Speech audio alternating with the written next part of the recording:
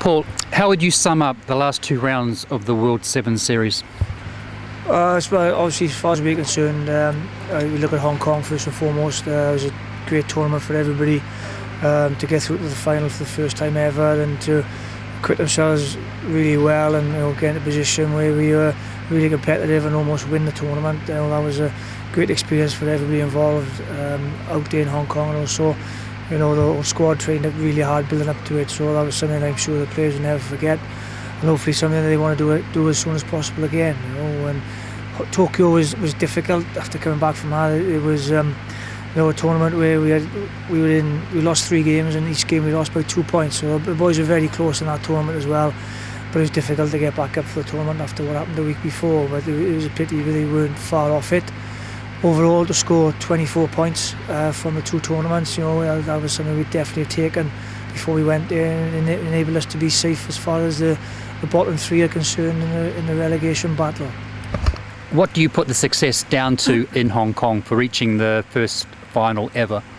There's a lot of things really. We always review the tournaments before, and always as a management team and as players are really very honest. And we sat down and we looked at the things that possibly went wrong in Wellington and USA, and like the 5 weeks then leading up into when we went to Hong Kong. Training was very good. The attitude of the whole squad, the boys were really focused and trained hard. They trained really well in the conditioning and everything with procs and everything, and we were pleased how competitive the rugby was able to be because training was competitive. We were able to have a lot of boys pushing for selection, if you like, and that's a competitive environment which helped.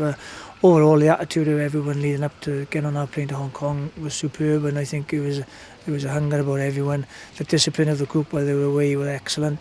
So all those little things added up in the end, and the boys played really well in the games. That first game against Australia set us all out for the tournament. Really, that was a hell of a game. We could have gone either way, but the boys, we've only beaten Australia twice in the last 5 years, I believe. So that set us all out. And Hong Kong's a special place, and confidence grew from there. And as a result, you picked up 19 points in the series, taking you to 6th in the points table. You've never been that high before. No, well, I suppose we've been in after 2 tournaments, but to be at that stage after 7 tournaments, that's a good achievement. But that just shows the way the current IRB series is we put a consistent amount of games together and consistently get to the quarter-final and semi-final. You will sort of move up that table because it appears that everyone's beating everybody. There's a chunk in the middle at the moment of between the sort of 5th and 10th really. So the next 2 tournaments are important for where we finish overall, and something that we've got to look to try and achieve again. And also from the Hong Kong tournament, Corey Allen, and in the Japan tournament, Alex Webber were both voted as scoring the fans' favourite tries of the tournament. So you're playing some half-decent footy. Yeah, I think we scored 17 tries overall in the 2 weeks. And as you just said, try the tournament in both tournaments. So that just shows the way the confidence grew and the boys are taking people on.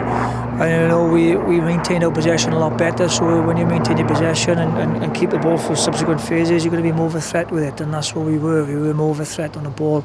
Held our depth better, held our width better, and you've got players on that side who can beat people quite easily if they're given the room and the space. So that's everyone's hard work around them for those boys, and they'd be the first to score those tries. With 2 rounds remaining, you find yourself 7th in the points table. What are your goals for the remaining 2 rounds in Scotland and Twickenham? Our goals, I suppose, don't change from tournament to tournament. As you said, we're 7th at the moment. We haven't finished above that in the last 3 years, so it would be nice to do that. We've got a group which is France, USA and Russia in Glasgow, and USA have got everything to pay for because they're obviously fighting with Scotland and a few others for that bottom 3rd position. So there's a lot on that. And it's just a matter of us trying to maintain that momentum that we gained from Hong Kong, really. We're going to get a squad it's going to push for getting out of that group first and foremost and see where that goes. And by having a taste of what they had last 2 tournaments, hopefully the boys will be even more determined to get through to that again. It'll be the first tournament that we'll be playing without jet lag, and we've got to try and take advantage of having as close to a home tournament as we can. So the next 3 weeks building up to that are important. And is it too soon to talk about the World Cup in June? Yeah, I think so. It's on the back of our mind. It's planning. We've had a meeting today about planning for it.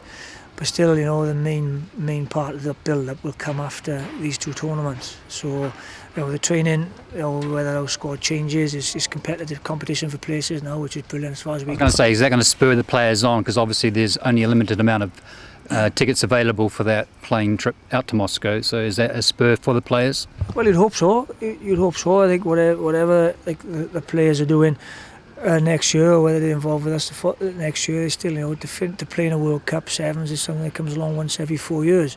You know, we look at the sevens career, Alan's a sevens career last. So, you know, there's a few people pushing for their second World Cup, and there's a lot of boys who are pushing for their first World Cup. But it's got to be competitive. I think when there's competition for places, that makes it a stronger squad, and hopefully there'll be competition for places now going to Glasgow. You know, we're in a position where we possibly could have a different, or change the squad a little bit going to London because it's closer to home. So people might have the opportunity to push for a place for our World Cup squad. Paul, all the best. Cheers.